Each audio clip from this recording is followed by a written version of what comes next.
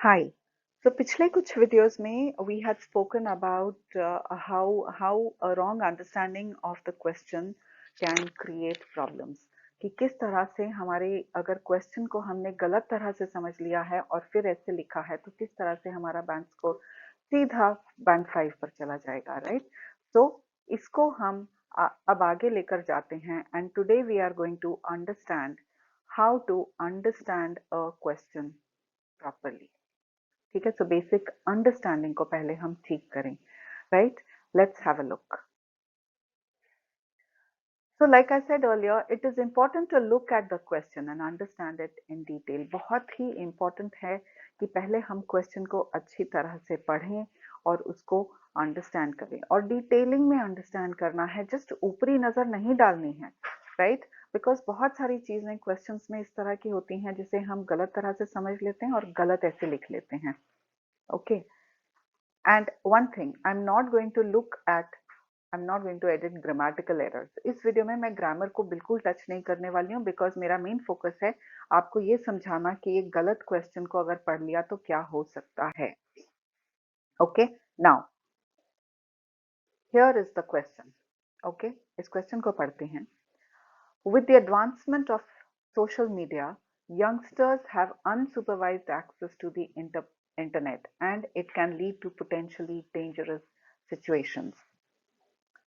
Suggest solutions to deal with this problem. बहुत ही common सा question आजकल आ रहा है ये।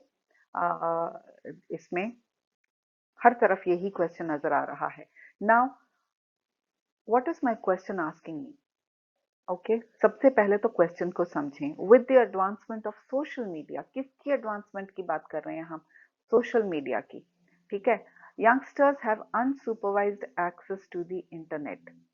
ठीक है, यहां पर इसको ब्रेक कर लेते हैं। सो यंगस्टर्स के पास अनसुपरवाइज्ड एक्सेस है, यानी कि उनके पास एक्सेस है जो कि बड़े लोग ध्यान नहीं दे रहे हैं उस पर। एंड ये जो सिचुएशन है ये पोटेंशियली डेंजरस सिचुएशंस में उनको डाल सकती है। Okay, this is my topic. ठीक है, ये मेरा टॉपिक है और इस टॉपिक के साथ मैंने क्या करना है? What am I suppose to do? Question कहता है suggest solutions to deal with this problem. ये क्वेश्चन सिर्फ मेरे से सॉल्यूशंस पूछ रहा है। It is not asking for problems, it is not asking for reasons. ये टिपिकल प्रॉब्लम सॉल्यूशन वाला क्वेश्चन है, लेकिन ये प्रॉब्लम्स नहीं पूछ रहा है। प्रॉब्लम उन्होंने हमें दे दी है, ये वाली। ठीक है, कि अनसुपरवाइज्ड एक्सेस है यंगस्टर्स के पास और जिसकी वजह से वो खतरे में आ सकते हैं, राइट? मुझे सिर्फ उसकी सॉल्यूशंस बतानी है। लेट्स सी, ये एक ऐसे है मेरे सामने जो कि एक स्टूडेंट ने दिया था। Okay, let's have a look. Now he rights, in 21st century technology has gone to such extent teenagers have access to internet that is not being monitored by their parents which can lead to serious threatening circumstances.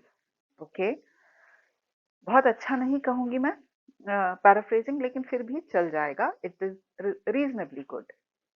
And thesis statement में ये कहता है this essay will discuss possible solution for this issue.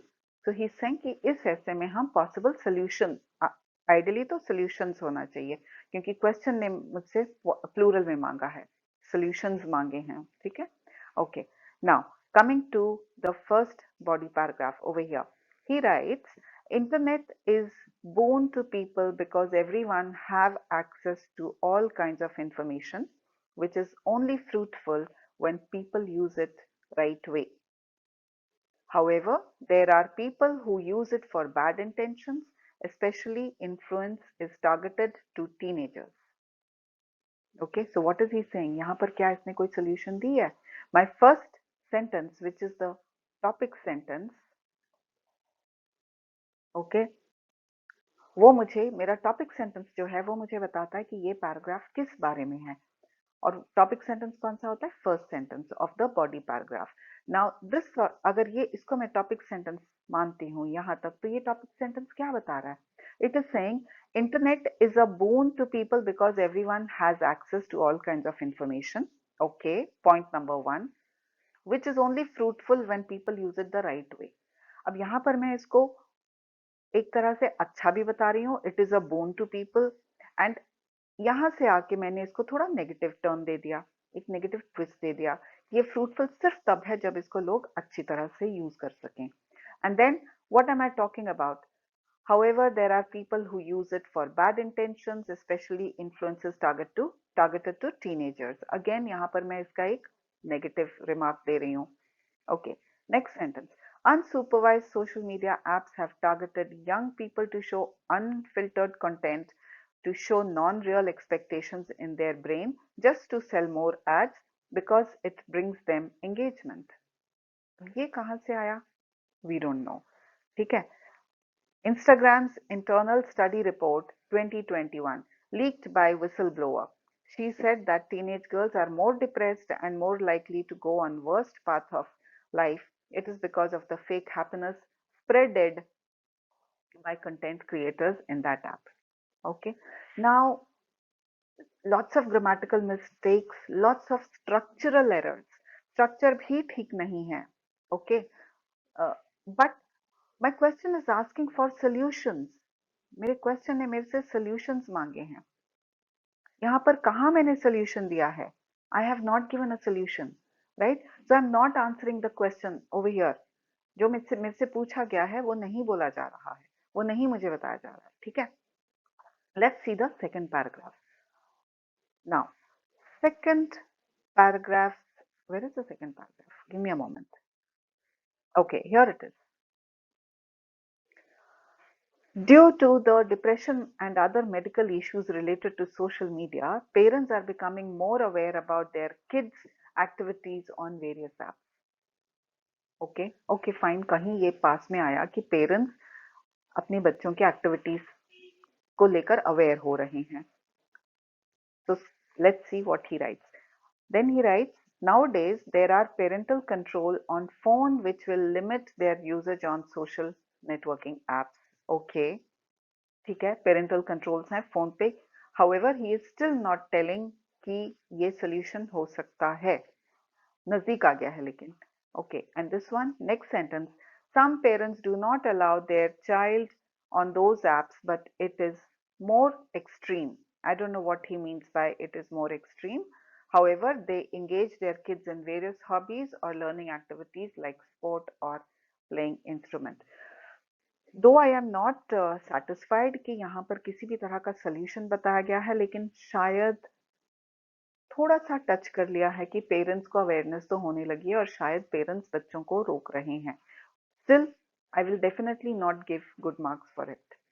And now in conclusion, he says, parents have to take part in their children's activities and look at their activities on internet. This will help them move to good side of internet and not the bad one. I don't know if this is relevant. This is relevant only to the second paragraph. This is the conclusion. Second paragraph से थोड़ा सा relevant है, first के साथ तो बिल्कुल भी नहीं है.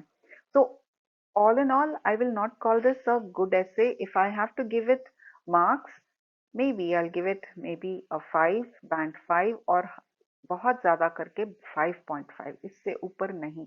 और reason क्या है कि this question is not answering this essay is not answering the question.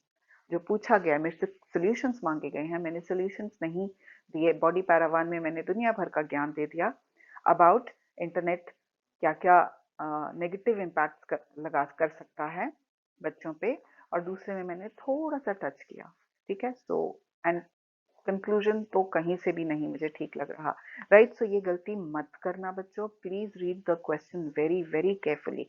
In my next video I will be bringing up 3 questions, problem solution questions, दो जो कि अलग अलग तरह के हैं. एक ही क्वेश्चन है, प्रॉब्लम सॉल्यूशन क्वेश्चन कहलाता है, लेकिन उसमें क्या चेंजेस आ जाते हैं. ठीक है, so keep watching. And again, be very careful in reading your questions. Okay, so goodbye and God bless you for now.